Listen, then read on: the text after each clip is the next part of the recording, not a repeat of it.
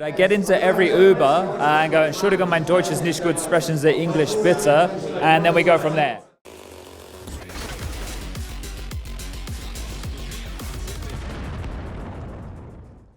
So SPUNJ, first of all, thanks for taking your time. You're once again back in the Lanxess arena. How's the feeling being inside the arena?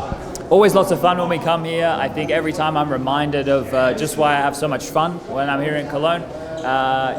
I've said plenty of times before, this place has a very special spot in my heart, not just the event, but the city itself. Is it even more special this year, considering it's the last IEM Cologne event of the CSGO era? I think I am probably the opposite of the majority of people you are here talking about the end of CSGO and the start of CS2. For me, I have been through multiple different iterations of the game changing, and CSGO to CS2 is going to be the closest we've ever had. So for me, it's just a new chapter, not a new book. Okay, and you just said the magic inside the arena. Do you have an explanation as to why the IEM Cologne is considered to be the biggest event or the most prestigious event outside of a major? I think the fact it was one of the early majors really helped, right? It was the third major ever back in 2014 when we were in Gamescom, and then being able to build from there back-to-back majors definitely helped. But then in terms of what gets delivered by being in Central Europe is fantastic. People from all over Europe can come very easily. Big hubs for people to fly in. I'm meeting people from America, flying in from California, New York. So it's an accessible place. And not only that, right, and this is, I know I'm doing an interview for 99 Damage right now, so this is no disrespect, but German Counter-Strike is not always at the top. So people come here just to watch Counter-Strike, not just the Germans play, which I think definitely adds a whole different flavor, because we're here to celebrate the game and the best players, not just a nation, which is what I think Cologne offers. And I mean, you've been around since the beginning of the Cologne. Do you have any favorite moments that came within the tournament? For me, I always talk about my favorite game, right, versus Titan. But that, for me, from a player perspective, that is the one that stands out. That victory, it's probably the marquee one in my career. I know compared to the good players, it's not really anything exciting. But for me, I'm very happy with that. But last year's grand final, that is the highlight of my career as a on-air individual, right? An analyst, a commentator, whatever. Last year's grand final was my favorite moment, maybe ever in my life.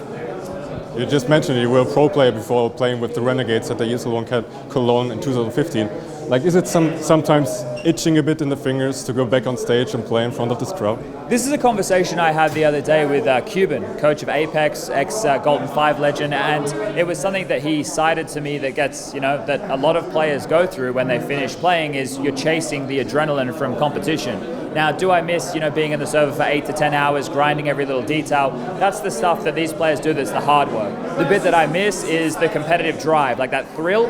And I miss that, right? That's why I play FACER and get carried by JKS all the time, right? So I can feel what it's like to, play with Justin again, I guess. And it's just like the old days. And I mean, you are back, once again, being part of the talent crew. How do you prepare for, casting the games?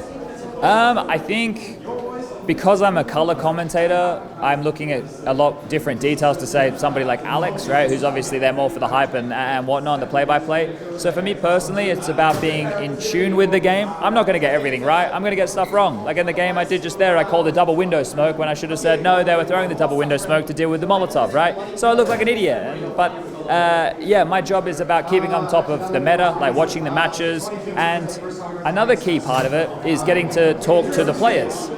I get to learn through them, and they give me their stories and their little nuggets, and then I can bring that into my commentary. So it's a combination of a lot of things. And now, after a long wait, we finally have the new Counter-Strike version around the corner. What are your thoughts and hopes for the new Counter-Strike 2 era? I just hope that it opens us up to a broader audience, and the reason I say that is if you hear CSGO, it's an old game. When did it come out? Oh yeah, shit, a decade ago. So people, just because it's old, probably don't give it as much hype as the game deserves. So a new title as close to the current version of the game, which in my mind is almost perfect, should just bring an influx of players and hopefully fans and people who love to watch and enjoy Counter-Strike like we have now. If we can build on where we are right now, Counter-Strike is in a great spot. And for the last question, I heard some rumors that you are capable of some German words. Do you have some German greetings to the German fan base? The greeting not so good. I get into every Uber and go, Entschuldigung, mein Deutsch ist nicht gut, sprechen Sie English bitte, and then we go from there. In terms of greetings, I guess, wie geht's dir? Is that how are you?